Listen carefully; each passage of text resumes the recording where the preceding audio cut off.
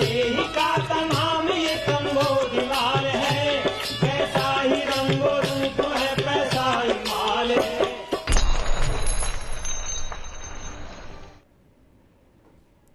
नमस्कार, मैं हूं शुभम शंकर। आप देख रहे हैं मनी 9 पर अपना फेवरेट शो मनी सेंट्रल। खबरों पर चर्चा के लिए मेरे साथ स्टूडियो में है मनी 9 के एडिटर अंशुमान तिवारी जी। सर, बहुत स्वागत है आपका। और खबरों पर चर्चा शुरू करें उससे पहले देखिए ऑन द शो यानी आज कार्यक्रम में खास क्या होगा, आज कौन से मुद्दे ऐसे होंगे जिन पर हम अंशुमान जी के साथ चर्चा करेंगे। तो चर्चा शुरू होगी रूस पर आ रहे प्रतिबंधों की। जी हां, एक नई लहर की तैयारी पूरी हो चुकी है। फिर बात करेंगे कि सरकार ने पेट्रोल डीजल के दाम बढ़ाने में इतना इंतजार क्यों किया। बात होगी तेल पर आत्मनिर्भरता की और सरकारी बीमा कंपनियों के निजीकरण की जो जमीन तैयार हो रही है उसकी। इसके बाद चर्चा करेंगे जल्द आने वाले हैं जमाओं के अच्छे दिन, और जाते जाते पता करेंगे कि चीन से श्रीलंका को कितनी मदद मिल सकती है। रूस से तेल का आयात पूरी तरह प्रतिबंध लग जाए, इसके लिए यूरोपियन यूनियन में एक मत बनता दिख रहा है। सारे देश एक साथ आते दिख रहे हैं और इसको रूस के ऊपर प्रतिबंध की एक नई लहर, एक नया किश्त माना जा रहा है। यही वजह है कि कच्चे तेल की कीमतों में एक बार फिर उछाल देखने को मिला है। मंगलवार को विदेशी बाजार में कच्चे तेल का भाव एक बार फिर $120 के करीब पहुंच गया। 2 दिन में कच्चे तेल का भाव $100 बढ़ चुका है। आपको बता दें कि $100 से नीचे 140 का हाई छूने के बाद कच्चे तेल का जो उबाल था वो शांत हुआ और भाव फिर से $100 के नीचे आ गए थे। लेकिन सर, इस लहर ने, जो ये नई प्रतिबंधों की लहर कही जाए अगर, तो इस लहर ने फिर से कच्चे तेल का जो उबाल था उसको आंच दे दी, उसको ईंधन दे दिया। क्या है इन नए प्रतिबंधों में और ये प्रतिबंध क्यों बाजार को फिर डरा रहे हैं? शुभम, मनी सेंट्रल में आप सबका स्वागत है। हम लगातार रूस के प्रतिबंधों के अलग अलग किश्तों को आपके सामने विश्लेषित कर रहे हैं और बताते रहे हैं कि दुनिया के तेल बाजार की और ऊर्जा बाजार की दिशा क्या होने वाली है।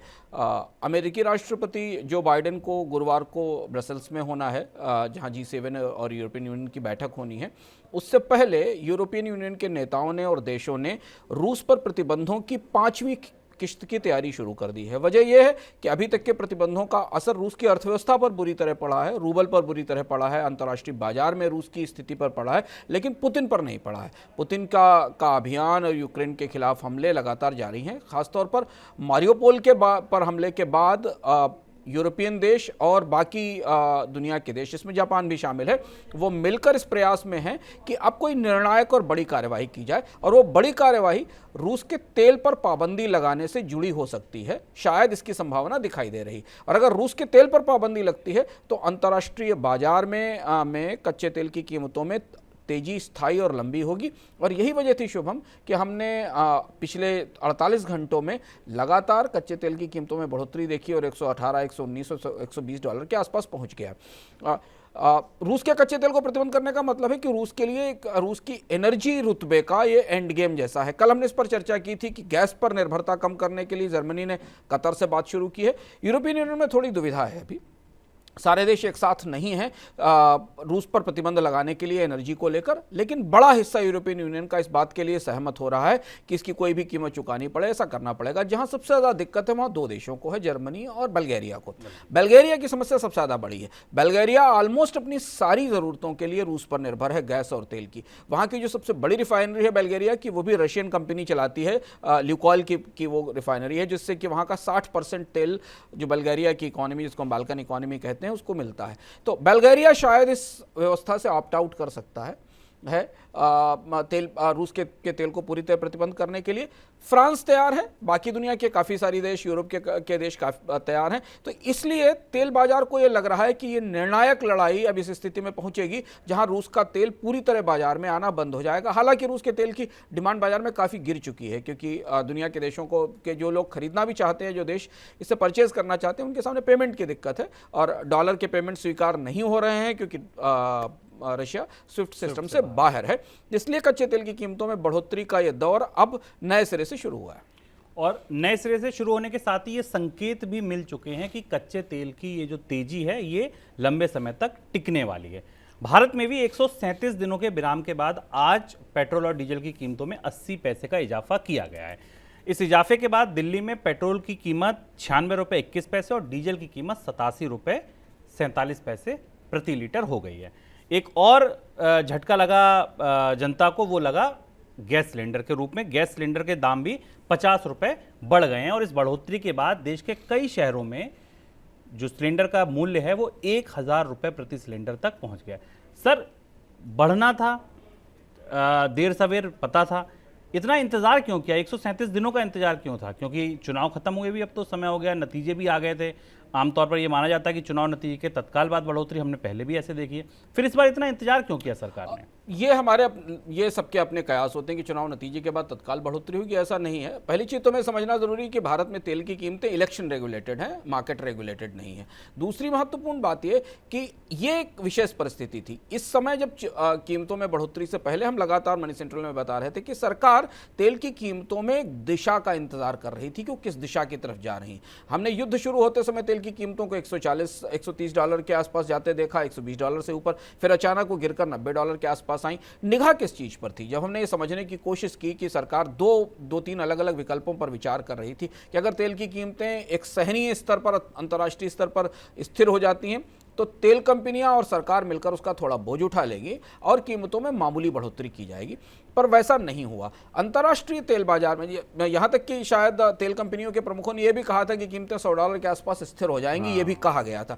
तो $75 का सरकार का सहनीय स्तर था, या जो कंफर्टेबल स्तर लेवल है, जहां के बाद कीमतों में बहुत ज्यादा बढ़ोतरी की जरूरत नहीं। कीमतें बहुत ऊंची हैं भारत में अभी भी पेट्रोल डीजल की। हम दुनिया के सबसे महंगे पेट्रोल डीजल वाले देशों में से हैं और ऊर्जा की कीमतें महंगी होती हैं तो कई जगह असर करती हैं। लेकिन 75 से 100 के बीच तक पहुंचने की का कुशन बनाने की कोशिश की गई थी और उस कुशन को टेस्ट करने की कोशिश की जा रही थी पिछले दिनों में। उसका रिश्ता इलेक्शन से ज़्यादा तेल के जो व्यापक परिदृश्य है कीमतों का आने वाले कुछ महीनों का, उस पर केंद्रित था। उम्मीद ये थी कि वेनेजुएला का ऑयल आएगा तो बाजार में थोड़ी कीमत में कमी आएगी, सप्लाई बढ़ेगी। उम्मीद ये भी थी कि शायद ईरान से प्रतिबंध हटाए जाएंगे और उसका तेल बाजार में आना शुरू होगा तो सप्लाई ठीक होगी। उम्मीद ये भी थी कि शायद रशिया और यूक्रेन के बीच विवाद सुलझ जाएगा, बातचीत की मेज पर बैठकर दोनों देश सहमत हो जाएंगे और रूस का तेल जो बाजार में आता है वो बंद नहीं होगा आना। ये सारी संभावनाएं जब खत्म हो गई तब अचानक हमने तेल की कीमतों को 100 से ऊपर जाते देखा और फिर ये वो मौका था। ये काम पिछले 24-48 घंटे में हुआ। कच्चे तेल का बाजार प्रतिदिन के हिसाब से बदल रहा है।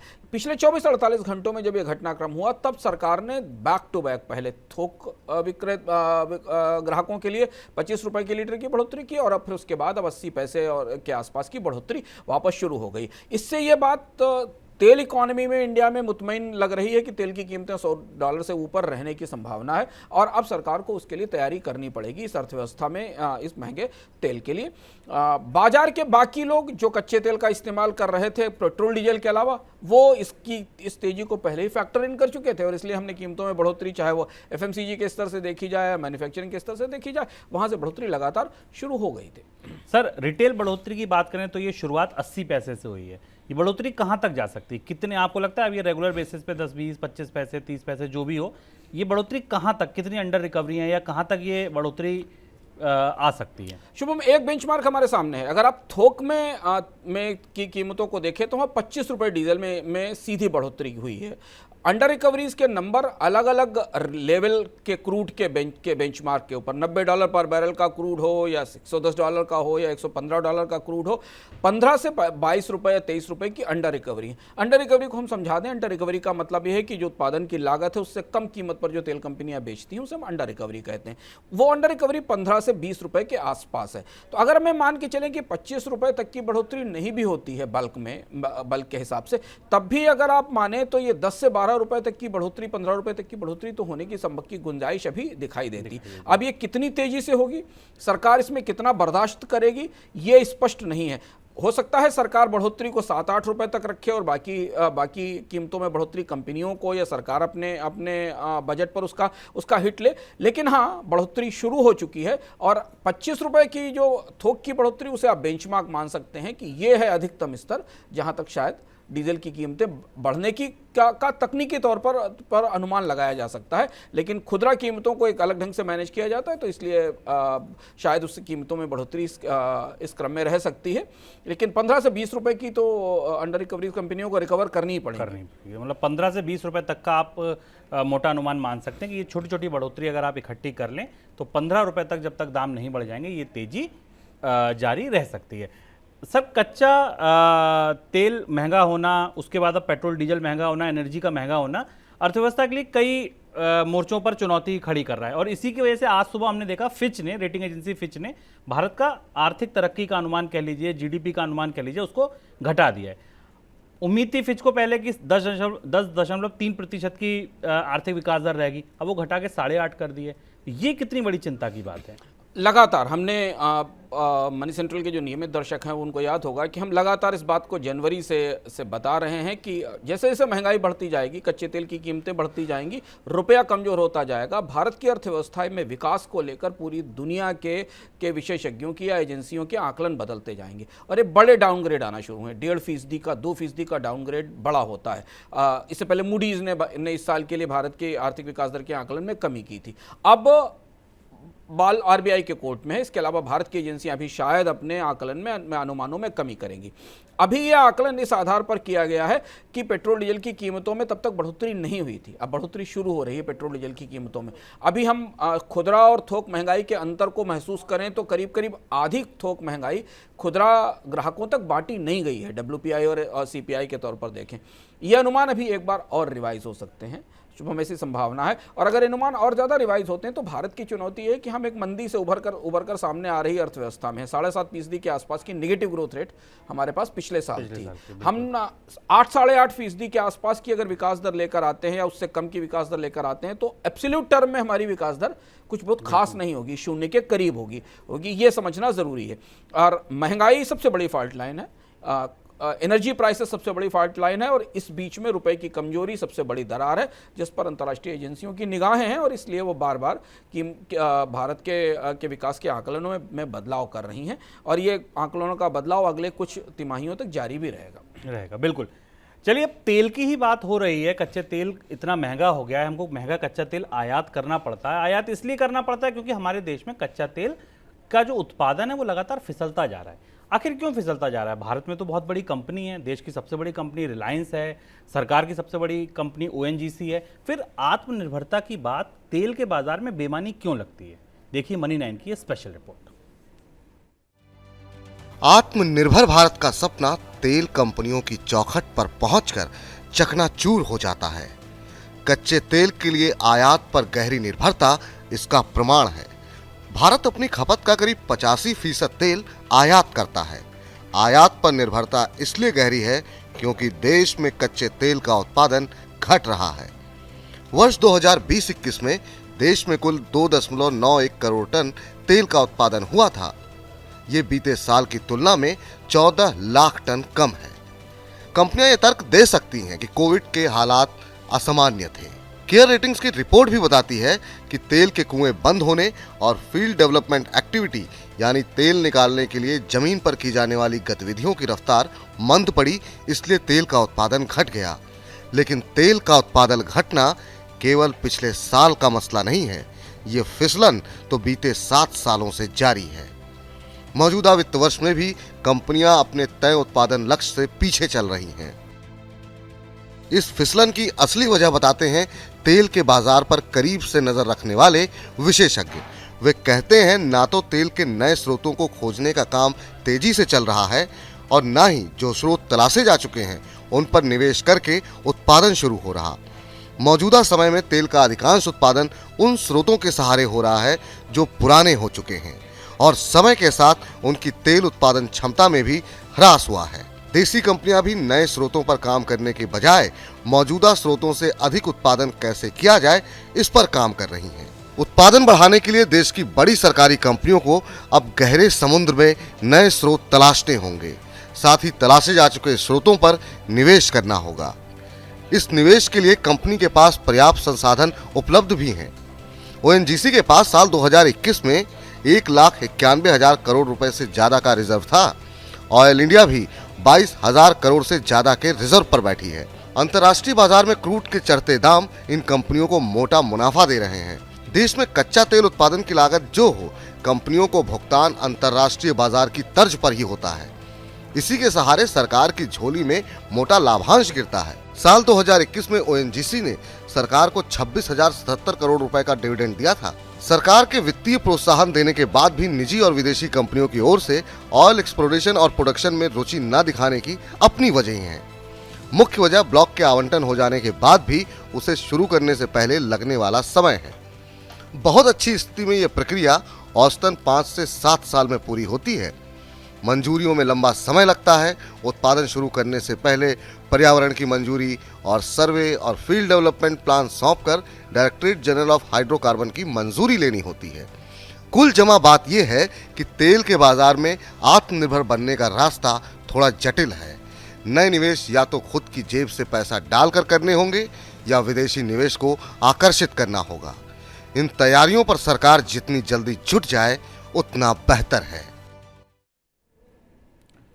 सर, मोटी बात की भीतरी बात बताइए। उन्होंने कहा कि मोटी बात यह है कि या तो जेब से पैसा डालो या विदेशी निवेश लाओ। तो विदेशी निवेश तो सरकार कई प्रयास कर रही है, मुझे लगता है फिजिकल इंसेंटिव भी दिए गए, पॉलिसी भी बदली गई, फिर आया क्यों नहीं विदेशी निवेश? शुभम, ये बहुत महत्वपूर्ण रिपोर्ट है और ये मनी सेंट्रल की एक्सक्लूसिव रिपोर्ट है जिसे हम आपको ये बताना चाहते हैं और समझना हमारे लिए ज़रूरी है कि हमारी तेल आत्मनिर्भरता की पूरे वादों का और पूरी बातों का हुआ क्या, और सरकारें जो कहती हैं उन्हें पलटकर जब हम देखें और उनसे सवाल पूछें तो हमें समझ में आता है कि वास्तविकता क्या है।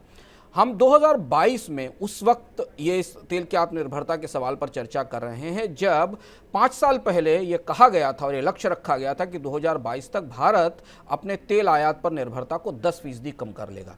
ये लक्ष्य जब रखा गया था तब भारत के कुल तेल आयात में भारत की तेल खपत में इंपोर्ट का हिस्सा 77% के आसपास था। आज हम 87% के आसपास खड़े हैं, 85 से 87% के आसपास खड़े हैं। यानी हम 10% और ज़्यादा डिपेंडेंट हो गए आयातित तेल पर। हम ओपेक की दहलीज पर खड़े रहते हैं, हम ओपेक की या ब्रेंट क्रूड की मर्जी पर है। और यहां में समझना पड़ेगा कि भारत के तेल की आत्मनिर्भरता की विफलता बड़ी बड़ी भव्य है, बहुत विराट है। इस विफलता में केवल ओएनजीसी ही अकेले शामिल नहीं। ओएनजीसी का किस्सा हमने बताया, और भारत की सबसे बड़ी ऑयल कंपनी जो भारत का अधिकांश तेल उत्पादन संभालती है, दूसरी छोटी कंपनी ऑयल इंडिया है। अगर इसके आंकड़े आप देखें तो आपको समझ में आएगा कि भारत की तेल कंपनियां रिस्क लेना नहीं चाहती, जोखिम नहीं लेना चाहती, आगे जाकर निवेश नहीं करना चाहती। पर इस पर हम बाद में आते हैं। समझना जरूरी है कि भारत ने 2009 से लेकर 1999 से लेकर अभी तक लगातार नई एक्सप्लोरेशन पॉलिसी के जरिए या नई तेल खोज नीति के जरिए निजी कंपनियों को बुलाकर उन्हें तेल के ब्लॉक्स दिए हैं। वो ब्लॉक्स खोजे हुए थे, उन्हें उत्पादन के लिए एनएलपी के ब्लॉक्स दिए गए, लेकिन भारत का ये तेल क्षेत्र में निवेश का पूरा कार्यक्रम शुभम बुरी तरह फ्लॉप रहा। और इसका जो आंकड़ा हमें 1999 से अभी तक का मिलता है, और उसकी सबसे बड़ी वजह यह है कि एनएलपी के कई चरणों में अधिकांश बार ऐसा हुआ है कि कंपनियों ने ब्लॉक लिए पर उस ब्लॉक में उत्पादन शुरू नहीं कर पाई। वजह दो थी, एक तो ये कि उत्पादन की लागत बहुत ज़्यादा थी और तेल की कीमतें उस हिसाब से सपोर्ट नहीं कर रही थी, और दूसरा ये कि उनसे रिटर्न नहीं मिलता था। अभी आंकड़ा आप सामने देखिए, एनईएलपी में पहली एनईएलपी को छोड़कर नीचे तक अगर आप आ जाइए तो एनईएलपी में जितने निवेश का वादा हुआ है और जो वास्तविक निवेश हुआ है ये उसमें जमीन आसमान का फर्क है। और यहां से हमारी तेल निर्भरता आत्मनिर्भरता की दम टूटती है। अगर आप कहें कि प्रयास नहीं है तो 1999 से लेकर लगातार पॉलिसी में प्रयास हुए। सबसे ताजा उदाहरण लें, ये 99 से अभी तक की कहानी। 2018 में सरकार एचईएलपी लेकर आई, जो एनईएलपी का रिवाइज्ड वर्जन था या इंप्रूव्ड संस्करण था या नया संस्करण था, जिसका नाम था हाइड्रोकार्बन एक्सप्लोरेशन पॉलिसी, हेल्प उसको कहा गया था। सरकार को यह महसूस हुआ शुभम की कंपनियां क्यों नहीं पैसा लगा रही हैं।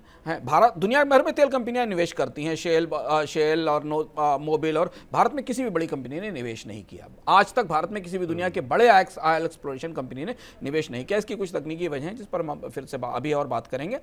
एचईएलपी आई, एचईएलपी को कहा गया था 2018 में कि ये क्रांतिकारी पॉलिसी है, इससे भारत में पूरे तेल का परिदृश्य बदल जाएगा। वहीं से ये 10% निर्भरता कम करने का लक्ष्य रखा गया था। 2 महीने बाद वो पूरी की पूरी पॉलिसी फ्लैट सरकार के ऊपर गिरी, कोई निवेश नहीं आया। भारत की भी बड़ी कंपनियों ने उसमें बड़ा इंटरेस्ट नहीं लिया, जबकि उस पॉलिसी में एक बड़ा बदलाव किया गया था। उस सबसे बड़ा बदलाव यह था कि इससे पहले की तेल खोज पॉलिसी में शुभम कंपनियों को केवल तेल खोज करके तेल उत्पादन की छूट दी जाती थी, उन्हें वो तेल भारत की किसी रिफाइनिंग कंपनी को बेचना होता था। उस पॉलिसी में सरकार ने यह भी सुविधा दी कि आप तेल निकालिए ही नहीं, उसको बेचिए भी, उसको रिफाइन भी करिए। आप मार्केटिंग में भी अगर इन्वेस्टमेंट करना चाहते हैं, मार्केटिंग में भी निवेश करना चाहते हैं तो उसमें भी आइए, लेकिन उसका भी कोई असर नहीं हुआ। वजह दो हैं, बड़ी वजह। एक बड़ी वजह ये कि भारत में तेल क्षेत्र की तेल में आत्मनिर्भरता को लेकर सरकारें उतनी आग्रह में नहीं रहती हैं, क्योंकि हमें तेल विदेश से मिल रहा है। दूसरी चीज ये कि भारत की जो तेल खोज में सरकारी कंपनियां, उनका पूरा एकाधिकार है इसमें। और दो तकनीकी वजह है। तकनीकी सबसे बड़ी वजह है, भारत में ड्राई वेल बड़ी समस्या है तेल की। तेल के कुएं बहुत तेजी से सूखते हैं, उनका उत्पादन कम होता चला जाता है और उससे उत्पादन निकालने की लागत बढ़ती चली जाती है, इसलिए कंपनियों को बाद में निवेश नहीं करना पड़ता है। भारत में सबसे ज़्यादा तेल की संभावना शुभम डीप शोर एरिया में है, जो समुद्र के अंदर हैं, जो ऑफशोर प्लेटफॉर्म्स हैं। हमने लंबा वर्ष, कई दशक बीत गए, कोई नई ऑयल फील्ड तो समुद्र में खोजी ही नहीं इतने सालों में, और जो खोजी भी गई उनमें उत्पादन नहीं शुरू हो पाया। तेल का एक्सप्लोरेशन गहरे रिस्क का बिजनेस है। ओएनजीसी की रिपोर्ट क्या बताती है हमें, ये जो हमारी मनी सेंट्रल की रिपोर्ट क्या बताती है, तेल का खोज एक गहरे जोखिम का बिजनेस है। इसमें सक्सेस और फेलियर के रेशियो में 20% सक्सेस होती है, 80% फेलियर होता है, और तेल खोज में बड़ा निवेश होता है। भारत की कंपनियां कंजर्वेटिव है, वे रिजर्व पर बैठी रहती हैं, पर तेल खोज में निवेश नहीं करना चाहती, वो रिस्क नहीं लेना चाहती, और यही वजह है कि हमारी आत्मनिर्भरता पर इसका असर पड़ रहा है। असर पड़ रहा है, बिल्कुल। और आत्मनिर्भरता के लिए, जैसा कि बिल्कुल अंशुमान जी ने बताया, कि आप पॉलिसी भी आपको बदलनी पड़ेगी, सरकार को कुछ और प्रयास भी करने पड़ेंगे, और डिविडेंड का सर लालच छोड़कर, और मुझे लगता है अपनी ही जेब से पैसा लगाना पड़ेगा। अपनी जेब से पैसा लगाना पड़ेगा, क्योंकि एनईएलपी ने दिखा दिया कि दुनिया की कोई बड़ी कंपनी आप कितनी भी इंसेंटिव दीजिए, वो भारत में तेल के क्षेत्र में निवेश करने नहीं आना चाहती। उसकी कई सारी तकनीकी वजह हैं, उसकी कई सारी ब्यूरोक्रेटिक वजह हैं, लेकिन तेल में आत्मनिर्भरता के प्रयास जो 1999 से शुरू हुए थे वो पूरी तरह असफल हो चुके हैं।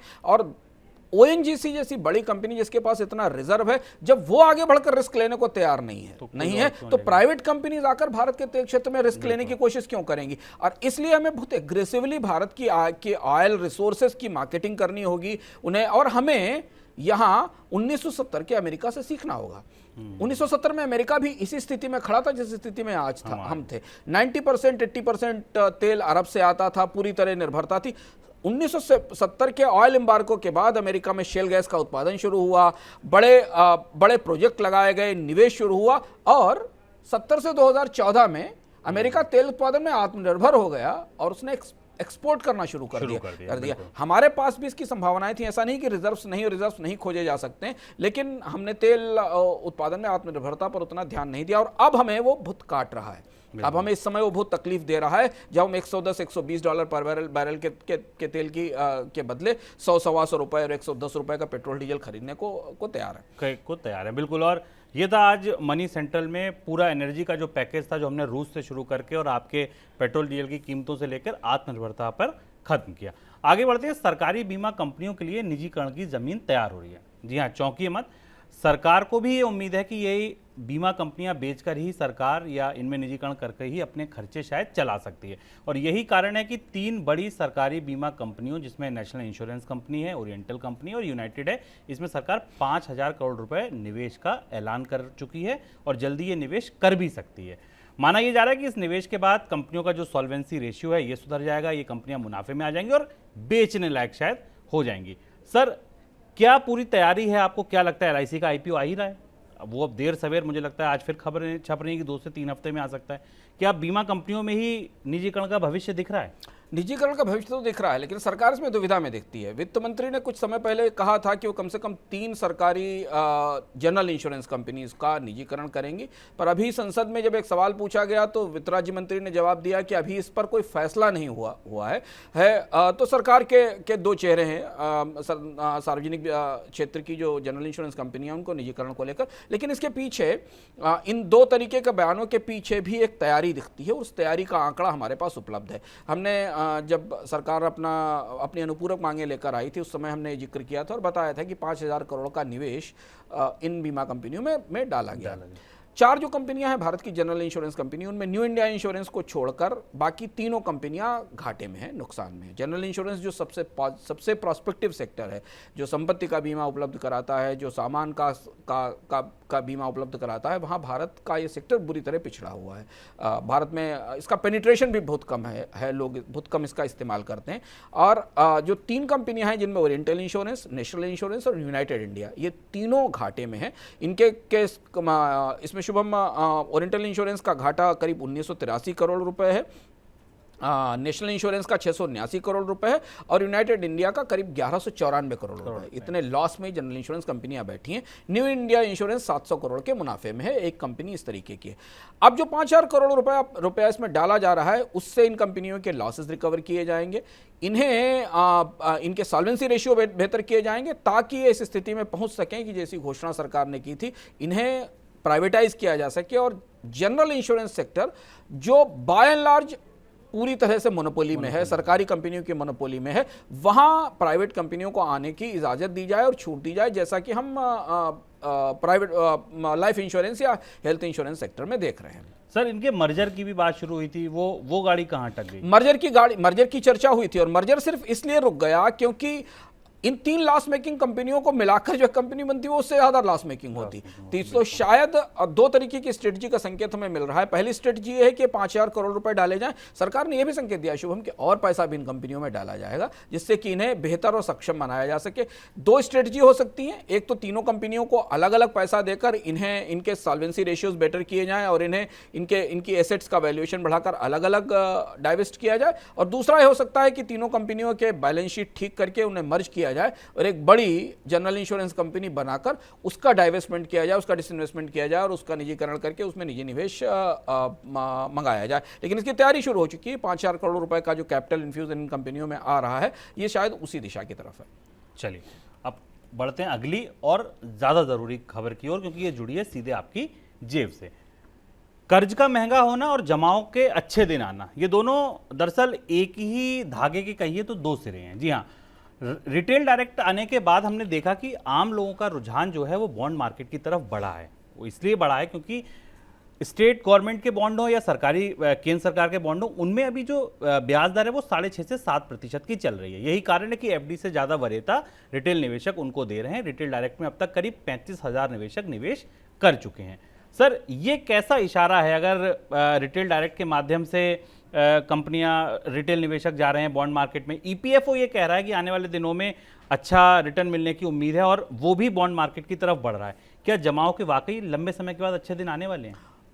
संयोग है ये, और अगर ये देखें, ये इस तरीके, ये एक अजीब सी परिस्थिति है जिसमें हम एक तरफ से अगर इसको देखें तो हमें चुनौतियां और थोड़ा निराशाजनक तस्वीर दिखाई देती, पर दूसरे तरफ से हमें उम्मीद भरी स्थिति दिखाई देती। भारत में लॉन्ग टर्म सेविंग्स के दिन काफ़ी समय से खराब चल रहे हैं। ऑलमोस्ट पिछले 10 साल से अगर आप देखें तो जो लंबी अवधि की जमा है, चाहे वो बैंक जमा हो, चाहे वो बॉन्ड्स हों या जो भी निवेश के, इसमें केवल आप ईपीएफओ को और पीपीएफ को और सरकार से जो रेगुलेटेड स्मॉल सेविंग्स स्कीम्स हैं उनकी इंटरेस्ट रेट को छोड़ दें, लेकिन फिर भी वो महंगाई के हिसाब से उनके रिटर्न काफ़ी कम है।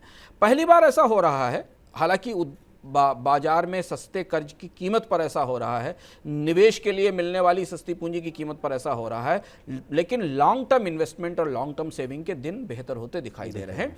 उसकी 2 बड़ी वजह हैं। एक बड़ी वजह ये कि इंटरेस्ट रेट का साइकिल अपवर्ड मूवमेंट की तरफ जा रहा है। अगर आप केवल सरकारी बॉन्ड्स पर यील्ड देख लीजिए 7-7.5%, तो वो मौजूदा समय में आपके सामान्य एफडी रेट से ज़्यादा है, 1.5 से 2% ज़्यादा है। लेकिन यहाँ ध्यान रखना जरूरी है कि इस पर बहुत उत्साहित होने की जरूरत नहीं। ये रेट भी महंगाई की रेट से कम है, इसलिए आपकी जिंदगी जीने की लागत इससे ज्यादा तेज रफ्तार से बढ़ रही है। लेकिन आपका एफडी अगर आपको सही रिटर्न देने की रफ्तार में बहुत पीछे है तो सरकारी बॉन्ड्स बेहतर है। और इसीलिए रिटेल डायरेक्ट जब स्कीम आई और सरकार ने रिटेल इन्वेस्टर्स को सरकारी बॉन्डों में निवेश की इजाजत दी, तो जो एफडी और रिटेल डायरेक्ट के बीच का स्प्रेड था, उस 1.5-2% का फायदा लेने के लिए लोगों ने इसमें निवेश किया। बल्कि राज्य सरकार के बॉन्ड में तो और ज्यादा 7-7.5% का इंटरेस्ट मिल रहा है। तो तेजी से लोगों ने इसको उसमें आगे बढ़कर निवेश करना शुरू किया, क्योंकि एक बहुत बड़ी आबादी, शुभम, बहुत बड़ी आबादी लॉन्ग टर्म सेविंग्स के और सुरक्षित निवेश के विकल्प तलाशने की कोशिश करती है। यहां से हम जो परिदृश्य देख रहे हैं, उस परिदृश्य में हमें दिखाई दे रहा है कि small saving schemes, EPFO, PPF जैसे जो विकल्प हैं, ये एक कैटेगरी में होंगे जहां हमें सरकारी बॉन्ड यील्ड के आसपास की रिटर्न उपलब्ध होगी। 0.5% ऊपर नीचे के रिटर्न, 1% ऊपर नीचे के रिटर्न दिखेगी। ये पहला बास्केट है। और दूसरा बास्केट होगा बैंक एफडी का। बैंक एफडी पे ब्याज दरें बढ़ेंगी कि नहीं बढ़ेंगी, ये इस बात पर निर्भर करता है कि बैंकों के पास अपने कितने विकल्प मौजूद हैं। लेकिन एक चीज यहां से ट्रेंड दिखाई दे सकता है कि अगर बैंक एफडी में और इन सारे ऑप्शंस में, जैसे रिटेल डायरेक्ट है या पीपीएफ है या सरकारी बचत स्कीमें हैं, अगर उनमें उनके बीच में बड़ा गैप हुआ तो हमें बैंक बचतों से पैसा निकलकर इधर जाता दिखाई देगा, और जो टाइम डिपॉजिट्स हैं जिनको हम एफडी कहते हैं या जो मियादी जमा है, वहां से पैसा मूव करता दिखाई देगा। और इसका संकेत हमें बजट में मिला था, इस बजट में मिला था, क्योंकि बजट में हमने देखा कि सरकार के स्मॉल सेविंग्स स्कीम्स में निवेश पिछले सालों में बढ़ा है। सर, एक छोटा सा सवाल मैं बॉन्ड मार्केट पे लेना चाहूँगा। आपको लगता है कि अगर अब क्योंकि पार्टिसिपेशन बढ़ रहा है, रेट अच्छा मिल रहा है, जमा के ब्याज दरों के दिन आप कह रहे हैं कि सुधरने वाले हैं, तो आपको लगता है कि भारत का बॉन्ड मार्केट अब थोड़ा सा गहरा, थोड़ा सा चौड़ा होने वाला है, जिसमें ज़्यादा निवेशक आएंगे, और ये बाजार के लिए, इकोनॉमी के लिए कैसा है?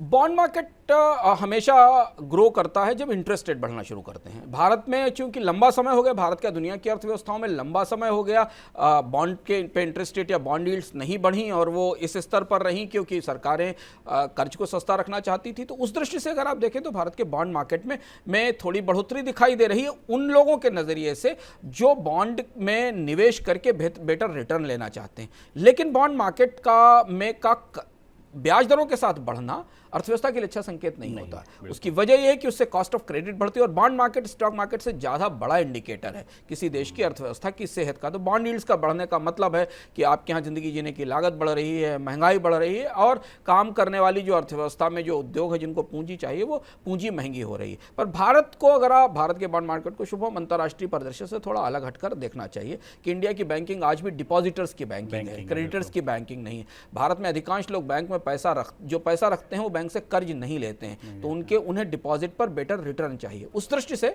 बॉन्ड मार्केट का बढ़ना, बेहतर होना एक अच्छा संकेत है। अब हमें देखना होगा कि कॉर्पोरेट बॉन्ड मार्केट पर आने वाले समय में क्या असर होता है। क्या कॉर्पोरेट बॉन्ड मार्केट गुलजार होगा कि नहीं होगा, क्योंकि कॉर्पोरेट बॉन्ड मार्केट से उल्टा चल सकता है। अगर ब्याज दरें महंगी होती चली गई और कंपनियों को ज़्यादा कर्ज के लिए ब्याज दर देना पड़ा, तो शायद कंपनियों के बॉन्ड रिलीजेज में आने वाले समय में हमें कुछ गिरावट या स्थिरता दिखाई देगी। और एक चीज़ यहाँ और जोड़ दें कि अंतर्राष्ट्रीय बाजार में ब्याज दरें बढ़ने की संभावना को देखते हुए पिछले 10 महीनों में भारत की कंपनियों ने दुनिया के बाजारों से खूब बोरोइंग की है, रिकॉर्ड बोरोइंग की है सस्ते कर्ज का लाभ लेने के लिए। और अब ये जो दिन हैं ये लदने वाले हैं, क्योंकि कर्ज अब लगभग महंगा होने वाला है।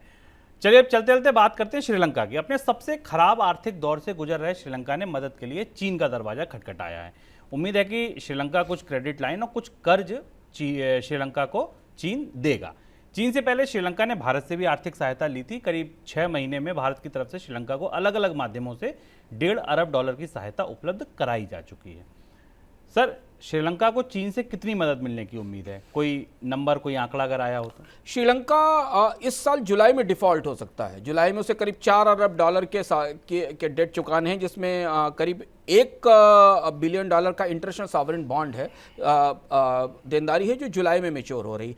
चीन ने और श्रीलंका ने सारी कोशिश करने के बाद, भारत से मदद मांगने की कोशिशें करने के बाद अंततः जाकर चीन के दरवाजे पर बैठ गया है। चीन की तरफ से करीब $1.5 बिलियन के कर्ज की और मदद की बातचीत चल रही है। चीन के विदेश मंत्री ने भी इस बात में संकेत दिए कि श्रीलंका के साथ बातचीत अंतिम दौर में है, जहां करीब $1.5 बिलियन के आसपास का कर्ज चीन को से श्रीलंका को मिल सकता है, जिससे उसे सॉवरेन डिफॉल्ट रोकने में मदद मिलेगी, क्योंकि उसके रिजर्व्स $2.31 बिलियन तक गिर चुके हैं। और अगर ये $1 बिलियन का अपफ्रंट पेमेंट आता है तो जुलाई में श्रीलंका के पास संकट और ज़्यादा गहरा जाएगा। अभी भी आयात नहीं कर पा रहा है, पेट्रोल के पेमेंट्स नहीं हो पा रहे हैं।